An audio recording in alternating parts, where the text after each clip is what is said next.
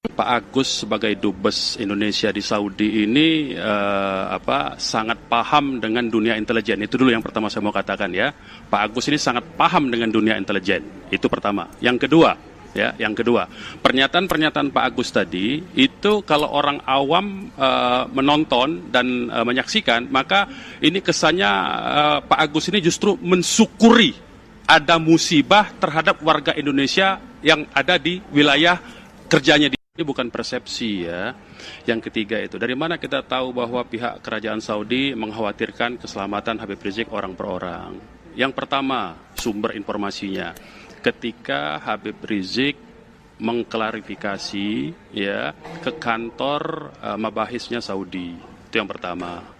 Di situ dijelaskan ketika Habib Rizik menanyakan alasan dia tidak bisa keluar dalam rangka untuk memperpanjang visa, maka dijawab oleh otoritasnya di situ bahwa kami hanya menjalankan permintaan dari Anda. Silakan Anda tanyakan dengan pemerintah Anda. Itu yang pertama. Yang kedua, ya, mantan dubes Saudi di Jakarta, ya, Bapak Osama, itu juga menyatakan demikian. Jadi ini bukan karangan, bukan persepsi. Jadi sumbernya jelas, justru dari pihak Saudi sendiri begitu. Nah, yang keempat saya kira tugas-tugas seorang duta besar itu kan sekali lagi melindungi warga negara Indonesia di wilayah kerjanya yang sedang mendapat masalah. Bukan malah membiarkan atau seolah-olah ya menyetujui tindakan atau kesulitan yang dialami oleh warga negara Indonesia. Itu bukan tugas duta besar. Tugas duta besar itu justru adalah melindungi dan mempertanyakan karena ada hak-hak konsuler. Yang kelima saya mau katakan, logikanya kalau ada pihak luar, ya tadi sudah ditanyakan oleh Mbak Tina, kalau ada pihak luar artinya bukan warga negara setempat yang dianggap mengancam negara tempat dia berada. Logika umum, dan itu saya pernah alami, logika umum suatu negara, dia pasti akan mengembalikan warga tersebut, orang tersebut ke negara asalnya. Itu logika umum kalau ancaman itu adalah ancaman terhadap keamanan negaranya dari pihak luar. Kalau dari pihak dalam, tentu saja dari pihak dalam negerinya sendiri, tentu saja logika umumnya itu pasti akan dilakukan tindakan-tindakan hukum. Nah, sementara Habib Rizik itu ya justru tidak bisa keluar, padahal dianggap tadi menurut Pak Agus ya seolah-olah Habib Rizik itu mengancam dengan pemikiran-pemikiran yang ekstrem segala macam. Ini kan namanya menyesatkan, mengalihkan persoalan, membangun opini seolah-olah ada persoalan-persoalan yang demikian. Habib Rizik tahlilan kok dianggap maulotan kok dianggap ekstrem. Ini kan lucu saya kira. Nah, jadi maksud saya tugas dubes ini mesti kembalikan kepada tugas pokok dan fungsinya lah. Kecuali kalau Pak Agus tadi itu dalam kaitan-kaitan dengan dunia intelijen yang sangat dia pahami bagaimana cara kerjanya. Jadi saya mohon Pak Agus kalau tidak mau bantu, nggak usah ngomong, tidak usah menyesatkan, tidak usah menggiring opini ke lain, tidak usah bantu. Yang saya tahu dari sumber informasi yang resmi, Rizik Syihab itu sampai dengan beberapa waktu yang lalu memang dicekal oleh pemerintah Arab Saudi, bukan oleh pemerintah Indonesia, karena dianggap melakukan penghimpunan dana secara ilegal. Dia itu akan dideportasi. Pelanggaran imigrasinya apa? Overstay. Habib Rizik itu visanya 3 kali totalnya, visa long term, bulan Juli 2018 sampai dengan sekarang tahun 2020 tanggal 11 ya. Sementara Habib Rizik pulangnya tanggal 10, tidak overstay. Orang yang tidak melakukan pelanggaran hukum imigrasi apapun tidak bisa dideportasi. Di Saudi Arabia, Pak, kalau overstay itu di depan imigrasi itu diborgol. Duta Besar Saudi Arabia di Jakarta yang lama itu menyatakan Habib Rizik boleh pulang kapan saja, tetapi tanyakan kepada pemerintah Anda. Itu di TV One loh. Jadi kalau seorang Mahfud MD mendapatkan informasi sampah seperti itu, seorang menteri, pejabat publik menyatakan pernyataan yang berasal dari informasi yang sampah, kualitas negara kita ini seperti apa?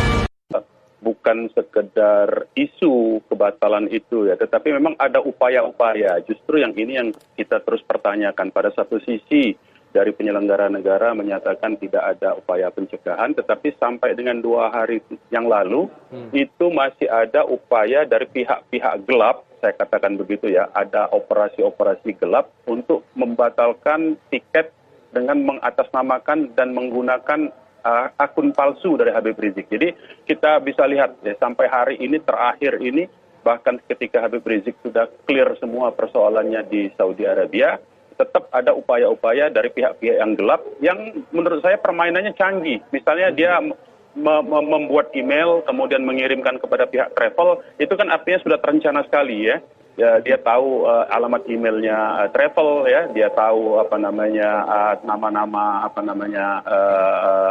tiket Habib Riziknya. Jadi dikirimkan by email, tapi kemudian upaya itu dikonfirmasi oleh pihak travel, alhamdulillah tidak berhasil untuk mencegah kepulangan Habib Rizik. Jadi sampai detik ini saya mau katakan masih ada upaya-upaya pencegahan, masih ada upaya-upaya sabotase terhadap kepulangan Habib Rizik, itu masih ada. Dugaannya siapa, Bang Munarman, kalau Anda bisa menduga? Ya tentu saja pihak-pihak yang selama ini melontarkan pernyataan-pernyataan bahwa pihak Habib Rizik tidak bisa pulang. Misalnya Dubes Agus Maftu itu kan berkali-kali menyatakan nggak bisa pulang. Mungkin dia ingin membuktikan omongannya dengan cara-cara yang tidak biasa begitu ya, dugaan saya gitu. Itu kalau dugaan ya. Karena berulang-ulang seorang duta besar ini justru bukan memfasilitasi sebagai tugas penyelenggara negara itu kan memfasilitasi warga negaranya yang sedang dalam persoalan di luar negeri. Kan itu tugas dubes di seluruh negara, dan negara apapun juga itu berlaku umum, dan itu adalah amanat konstitusi kita juga. Tetapi justru dubes kita di sana mengeluarkan berkali-kali pernyataan bahwa Habib Rizik tidak bisa pulang, masih ada persoalan dan segala macam. Nah, saya mau tegaskan di sini, pertama Habib Rizik tetap sesuai jadwal, insya Allah tanggal 10 November akan tiba di Indonesia jam 9 pagi. Kemudian Habib Rizik itu tidak overstay. Kenapa tidak overstay? Karena Habib Rizik ini visa tinggalnya masih berlaku sampai dengan tanggal 11 November. Kemudian Habib Rizik tidak mendapatkan denda karena memang tidak melakukan pelanggaran apapun. Yang ketiga, Habib Rizik tidak bermasalah secara hukum, dibuktikan dengan, saya mau dibuktikan dengan bahwa Habib Rizik tidak melanggar hukum di Saudi Arabia. Habib Rizik bisa haji sampai 3 kali, tidak dilarang. Habib Rizik tiap minggu bisa umroh. Dan yang paling istimewa, Habib Rizik bisa menikahkan anaknya di Mekah, di rumahnya di Mekah. Dan kemudian Habib Rizik itu dikunjungi secara normal oleh jemaah umroh dari Indonesia maupun para orang-orang Indonesia yang ada di Mekah. Nah, ini bukti-bukti bahwa Habib Rizik tidak diapa. Dan yang istimewa satu lagi, Habib Rizik bisa menyelenggarakan kegiatan maulidan di rumahnya ya. Jadi tidak ada persoalan sedikit pun terhadap Habib Rizik selama tinggal di Saudi Arabia itu. Kepulangan Habib Rizik itu adalah hak Rizik selaku warga negara Indonesia, itu diatur dalam konstitusi kita di dalam pasal 28E ya, amandemen kedua konstitusi kita, kemudian juga diatur di dalam ICCPR, International Covenant Civil and Political Rights, kemudian juga diatur di dalam Universal Declaration of Human Rights. Jadi itu semua hak Habib Rizik. Jadi kalau ditanyakan mengapa Habib Rizik pulang, ya Habib Rizik tentu berhak karena ini negaranya, tempat beliau lahir, orang tuanya orang sini, beliau lahir di sini, besar di sini, dan beliau mengabdi di Indonesia dan beliau mencintai Indonesia. Nah, kemudian apa yang akan dilakukan? Kepulangan mungkin 1 pekan ke depan? Ya, artinya ke depan Habib Rizik ini akan kembali menjalankan perannya, satu sebagai dai, sebagai ustadz. Beliau memiliki pesantren, ya tentu beliau punya kesibukan di pesantrennya, dan kemudian sebagaimana yang sudah dinyatakan, beliau punya hajat keluarga, yaitu menikahkan anaknya yang keempat. Ya, nah ini hak-hak warga negara ya yang tidak bisa dihalangi karena beliau pulang untuk keperluan mengurus keluarganya, mengurus pesantrennya, mengajarkan ilmu agama, melakukan tablik ya, memberikan ilmu agamanya ke berbagai pelosok Indonesia. Ini tidak bisa dicegah karena tugas seorang ustadz, tugas dai itu mensiarkan agamanya, dan Habib Rizik sudah melakukan itu. Bahwa selama ini dipandang keras, ya memang dalam agama itu memang ada yang keras, ada yang lembut. Itu tergantung situasinya dan tergantung persoalannya. Kalau persoalan kemungkaran dihadapi dengan lemah lembut, ya tidak tepat begitu. Jadi kita mesti menyesuaikan posisi dan tempatnya. Jadi sekali lagi saya ingin nyatakan bahwa Habib Rizik berhak pulang dan beliau akan menjalankan apa yang selama ini dijalankan oleh beliau untuk pengabdian beliau kepada negara, sebagaimana pernah dibuktikan oleh beliau di Aceh, di berbagai tempat dalam menyumbangkan tenaga, pikiran dan waktunya untuk negara ini.